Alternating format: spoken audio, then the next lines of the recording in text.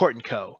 These girls both have day jobs, and I think they worked at an architectural firm, and they had this idea for Court & Co., their company, as a side hustle, and they make like home decor items like out of concrete and other kind of like stone masonry, and they use the Fab Lab to make molds for various parts of their product lines.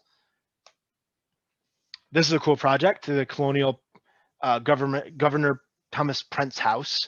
It's in like the 1600s, and the house actually on the right here, this picture was from the 1800s, and then before it was like destroyed completely. So we had this reference photo to go off of, plus the original kind of sketch blueprints. And me and Daniel Snow, mostly Daniel, I helped with some parts of it, were able to take and recreate that house for a museum out on the East Coast. I can't remember the exact museum, it fleets me right now, but it's somewhere in Massachusetts. And we used laser cutting, we used vinyl printing, we used 3D printing to kind of recreate this house so that they could display it at the museum. The LST-393, everybody in Muskegon knows this boat. Me being relatively newer to Muskegon, I had a cool experience here because I got to actually go on the boat for this project. They had this deck gun they bought from like American Legion, not too far from the boat, but the floors were all rotted out, as you can see. So using the Fab Lab and MCC, the welding program, we partnered up, kind of a joint effort to work on reverse engineering these plates using diamond plate, which you can see here, we actually cut out of wood templates. First, we cut the templates on the vinyl plotter, then we could lay it in there to see where we need to adjust things. And then we cut them out of wood because vinyl kind of moves and freeforms. So the wood would give us a better idea for, the hard adjustments we had to make so that this would actually fit. I thought I had a picture of that. Anyways, but then we cut it out of metal on the plasma cutter that the welding department has. And so a welding student came and helped, put it in, and it looks freaking great now. So even all our preparation, doing the vinyl layout first and the wood, and when we went to cut it out of metal, it didn't fit. So that poor student had to sit there with a grinder and just try to make it fit, but it looked good now. That's all that matters. And these are the kind of the heart of the space. So I talk a lot about the space and the projects, but with a lot of these people, this place wouldn't be, without a lot of these people's help, this place wouldn't be possible, right? They hired me, they threw me in a room and said, all right, figure it out.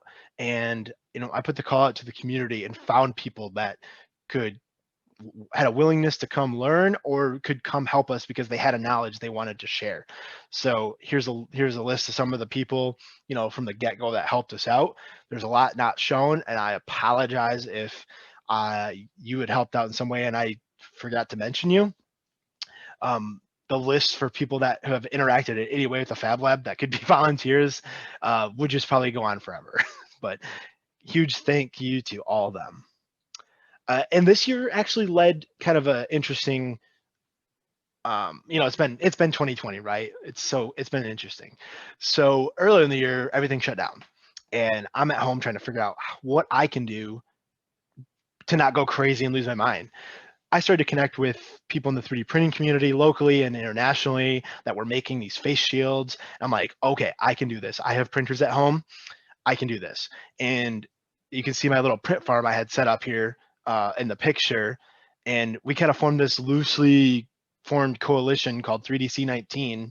And, we had all types donate or printing and donating, from first robotics teams to engineers who were at home because they were laid off because of COVID, right? Or they're working at home, so they're working on the printers. But anyways, it was a great experience because people from the Fab Lab community kind of congregated to me like, how can I help? How can I help, right?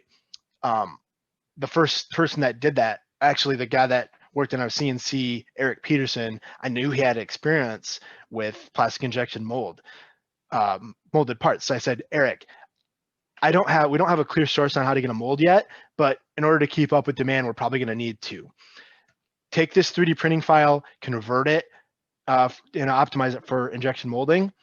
And, he did that. Next thing I know, another contact to the Fab Lab community, kind of people that just know what we were doing. Again, this 3DC PPE organization, this was not endorsed by like MCC or anybody. People just know me as the Fab Lab maker guy, right, in the area, so they flocked to me. So this wasn't like an official endeavor or anything.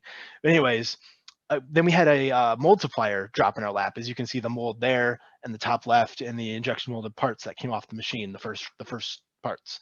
And then we were making thousands of these things to help, first liners and hospice workers and anybody that needed them, basically, because they were hard to get back then, right?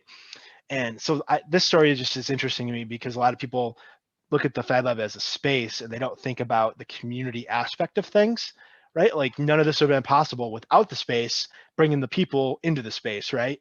But the community aspect is probably the most powerful part of this lab. And it was never how much, what am I going to get paid? It was, what do you need? How can I help? So that's me. If you want to connect with me on LinkedIn or check out the Fab Lab, go to the website, or follow us on the various social media platforms. And this presentation was a lot longer than I thought it was going to be, but this Fab Lab, it's crazy. We've done a lot of cool stuff, and there's a lot of cool people involved. So please come check us out. Hopefully when this pandemic stuff is done, we can get back to things as normal. Thank you very much.